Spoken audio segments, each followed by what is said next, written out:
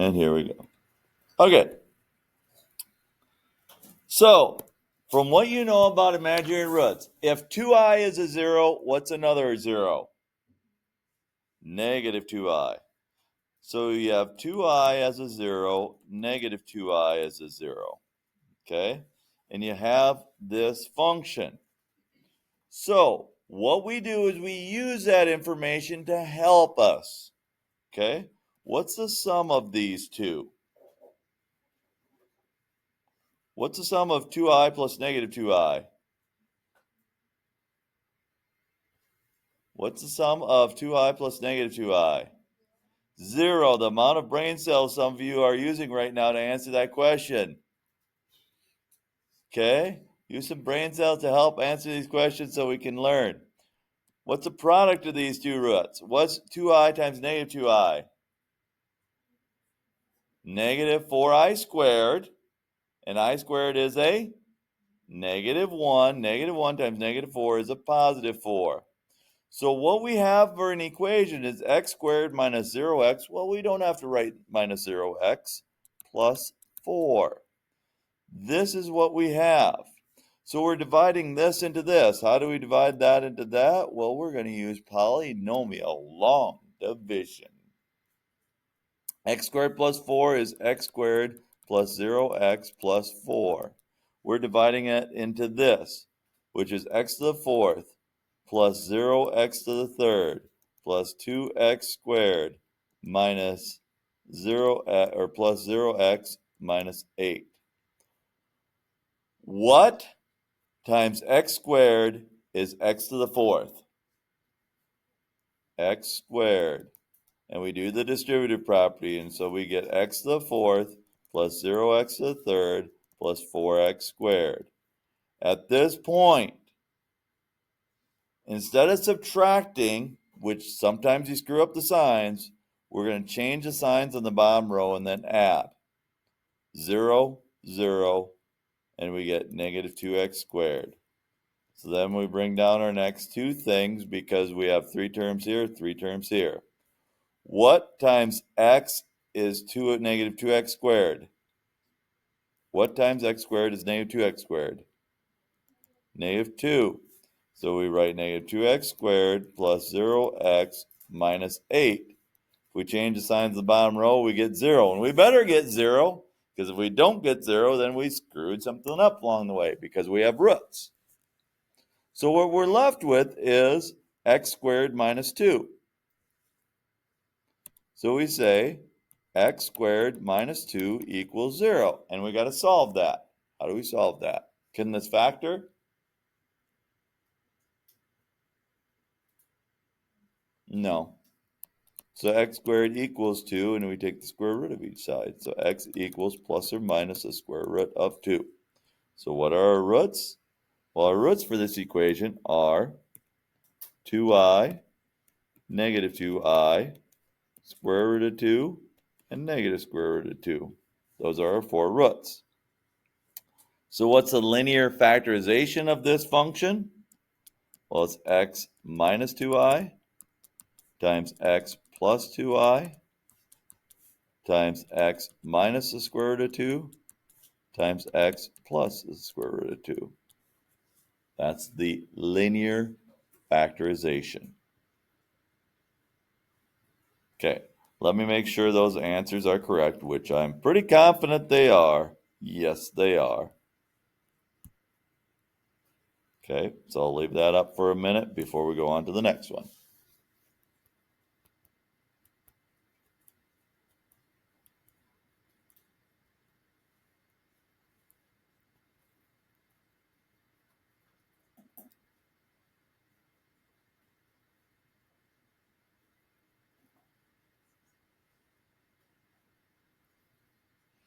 Okay, the next one says, write a function as a product of linear and irreducible quadratic factors, all with real coefficients. So we got to find the roots and write it as x minus this, x minus this, and x minus this. How many roots am I going to have? 3. You need to know that. 3 roots. Now, since I have 3, How many possible imaginary roots can I have? Can I have 3 imaginary roots when it's an equation like that with no i's in it? Can I have 3 imaginary roots? No. Imaginary roots always come in conjugate pairs. I can only have 2. So I'm going to have 1 real root here somewhere. What are the possible real roots? Well, the factors of 23 are 1 and 23. The factors of 1 are 1 and 1. So if I do synthetic division, I'll try a 1, a negative 1, and a 23 and a negative 23. That's my only possibilities. 1, negative 22, negative 22, and negative 23. Let's just try regular 1 ones. 1, 1, 1, 1. We get negative, what, 21? So it's a negative 21, a negative 43, and that's not working for us, is it? So 1 doesn't work, so let's try a negative 1. Negative 1 times 1 is negative 1. Gives me a negative 23, which gives me a positive 23, which gives me negative 1, which then doesn't work, does it?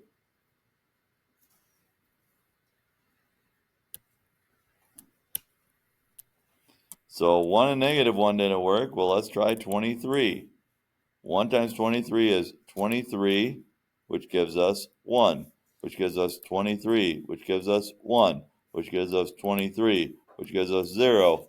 And hey, we found it. 23 is 1 root. What I'm left with is, this was x cubed, so this is x squared. So 1x squared plus x plus 1. Can we factor that? What are 2 numbers that multiply to be 1 that add up to 1? There aren't any, are there? So how do we solve this? Well, if I were you, I wouldn't even try completing the square because we're going to have fractions. It's going to be a mess. So let's do the quadratic formula. Negative b plus or minus the square root of b squared minus 4ac all over 2a. I should not. That was horrible. So it's negative 1 plus or minus 1 minus 4 is a square root of negative 3 over 2. What's the square root of negative 3?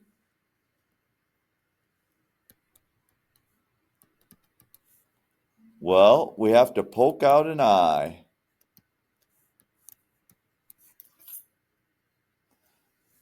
So those are 2 of our roots. Our other root is 23. So how do we write this? Write it as a product of linears. Oops. Yeah, that didn't work.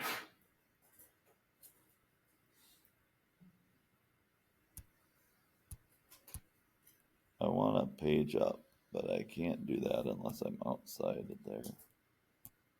Stop. All right. Oh, it wasn't nearly as hard as I made it.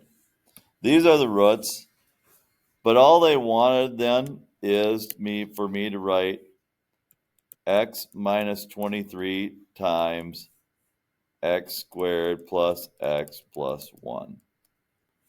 That's what they want for this one. Okay, find 1 root, and since the others are imaginary, just write it as that. Because otherwise I would have to write it as x minus 23 times what I thought I had to write is x minus 1 minus I square root of 3 all over 2, and then that, which is complicated. This is much easier. Okay? 3 is asking me to do the same thing. So again, if it's to the third power, I know that one of the roots must be real. Factors of 119 are 1 and 119. Factors of 2 are 1 and 2. So I'll try a 1 first. So 2, negative 12, 3, negative 119. A 1's not going to get us there, is it? There's just no way. A 1/2 isn't going to get us there. So I suppose 119 might be my thing. Are there anything else that goes into 119 besides 1 and 119? 3 doesn't. 9 doesn't. Does 7 go in there? Oh, I was going, yeah, there's not much of it we can do here. So 1, 7, 17, and 119. So I bet a 7 or a 17 is our magic ticket here. So if we try a 7 and we get 2, and then we get 14, and then we get 2, and then we get 14, and then we get 17, and then we get 119, and we get 0, and hey, we got it right off the bat. So what's the answer? Well, it's x minus 7, and then what's left? 2x squared plus 2x plus 17. Because we'd have to use the quadratic formula to break this down, so it really won't break down anymore very nicely.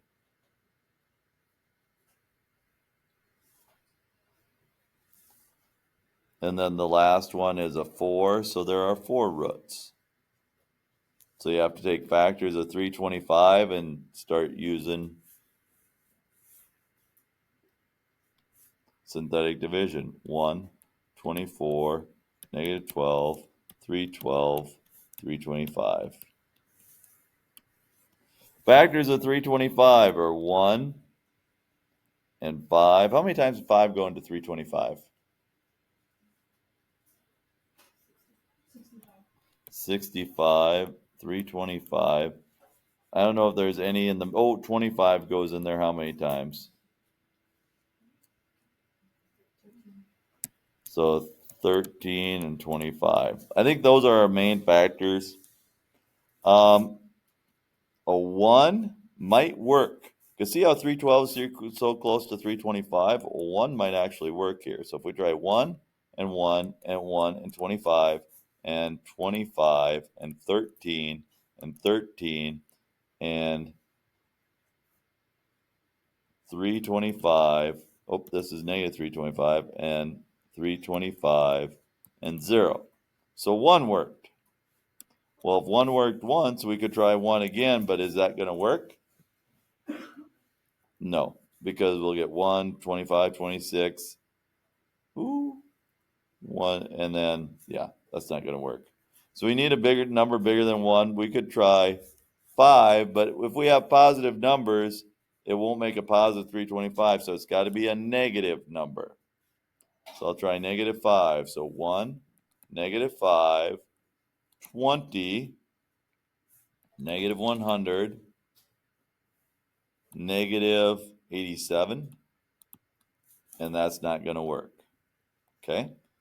So negative 5 does not work. And I'm still thinking it's negative. So I'm going to try a negative 13.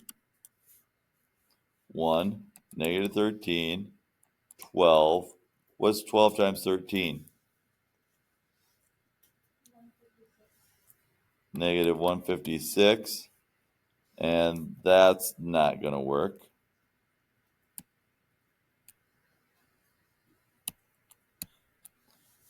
Positive 5 isn't good. Nothing positive will work. I wonder if I'm missing something here. 5 didn't work. Negative 5 didn't work.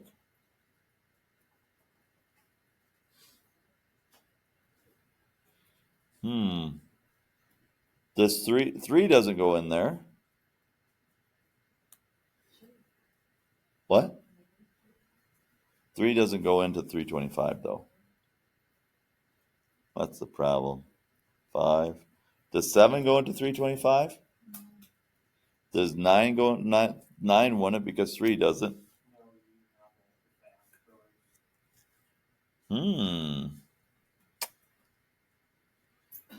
What am I missing? 1, 5, 13. It was negative 25. That's a good question. 1, negative 25. I bet that'll work. 0, 0, 13. And then negative 325. Way to go, Nick. Negative 25 is our other one. Okay? I just didn't keep going because I didn't trust myself. So it's x minus 1, x plus 25, and then what's left is x squared plus 13, because that'll give us, if we solve that, put the 13 to the other side and take the square root, we'll get imaginary roots. So you'll have 4 problems that look like this today.